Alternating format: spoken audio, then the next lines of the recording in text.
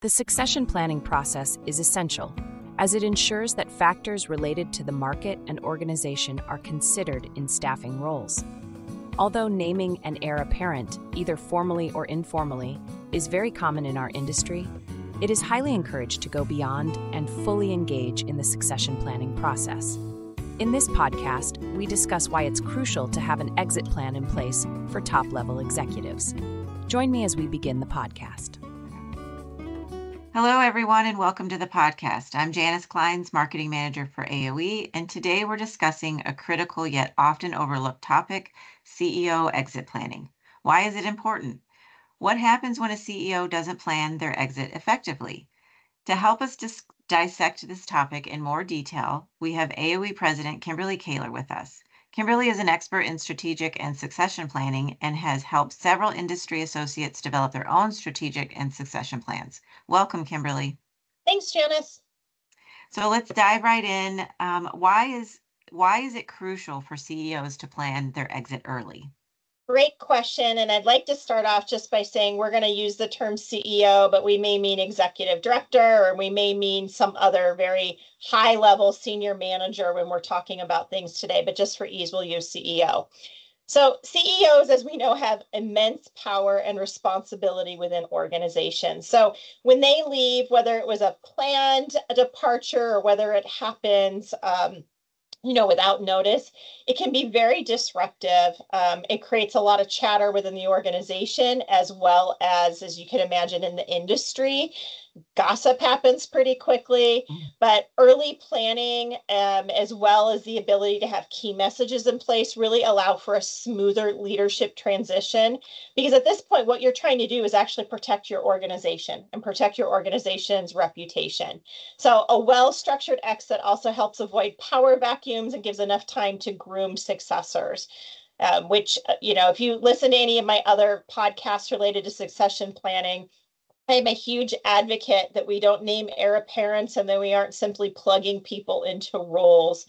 When we have time for transitions and when they're planned, we can really look at what an organization needs at that time. So a departure isn't disastrous. Okay, so what are some of the risks of not having a succession plan in place for these top executives? Well, obviously, chaos is one of them and a lot of uncertainty. So chaos occurs when nobody knows who's doing what, or who should talk to customers, who should talk to members, who should talk to the board of directors, who should talk to the public in terms of what these announcements are. This can lead to a loss of confidence from stakeholders, employees, even customers, as well as just the chaos and the uncertainty in terms of who's doing what. And so much of this can be mitigated, even if you have an unexpected departure of a senior level executive. If you have proper plans in place beforehand, yes, things are still a little bit crazy, but you can move forward with these plans, which is really helpful. So how can CEOs ensure a smooth leadership transition, and what should a succession plan look like? So senior executives, CEOs should have the foresight to really inform the different stakeholders of their intentions early, so that there is time to actually put plans in place. So communicating their intentions early to allow the board or other senior members of the management team to plan properly. They can mentor potential successors. Again, I'm really cautious about just doing any sort of plug and play, but ensuring that someone familiar with the organization's goals and culture is ready to take over or maybe step in a transition type of phase. Also key, if external consultants need to be brought in, that they have early access to the organization. And to answer your question on what a succession plan would look like, a succession plan should include several key elements that include, a job description. What is that current executive doing right now? It should dive into details on current processes and procedures, and that should be used to clearly pause and look at your organization, see if it's still appropriate in terms of any sort of new hire. So for example, If your VP of finance left today, does anyone else know the process for the key financial systems, the passwords? What about best practices? Maybe you have the passwords, but do you know all the best practices for things? So these are really key elements in terms of a successful transition and mitigating the chaos. Okay, so why is it important for a CEO to leave on a positive note? Reputation, reputation, reputation. So as we know, any sort of change makes us uncomfortable, whether the we is employees, whether it's stakeholders, it's even the industry. We love to gossip. So a graceful and well-planned exit ensures that the CEO's legacy or other senior managers intact and the organization can continue to thrive after their departure. It also builds trust and confidence in the incoming leadership. So let's set the new person or the new team of people up for success. Create that legacy, be very transparent about it, and then be very deliberate in terms of who else is coming in and what their strengths are and the direction the organization is heading. Okay, so let's talk about board members. What role do they play in the CEO exit plan?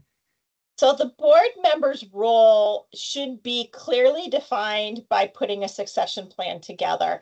And there's no one size fits all answer. And that's, again, just the importance of planning here. Your board may decide that during a departure, they are very hands-on. They may even come in and run the organization. That happens quite a bit, especially with nonprofits. Or they may appoint another senior manager as an interim CEO or an interim senior director of some level. So it's really key that there's a lot of transparency. The board should also engage in scenario planning and consider both internal and external candidates for succession. So a lot of things that the board needs to evaluate. And again, that's where that succession planning document comes in hand, having that process together so the board knows what their role is. All right.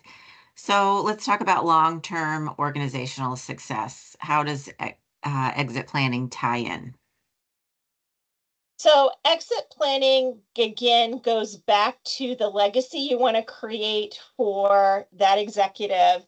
And think beyond the executive as a human being, but think of the organization as a time and space, as a time for that organization. If you had one of those time maps or time walls and you were looking at things, what would be said about that period of time from 2020 to 2025, for example?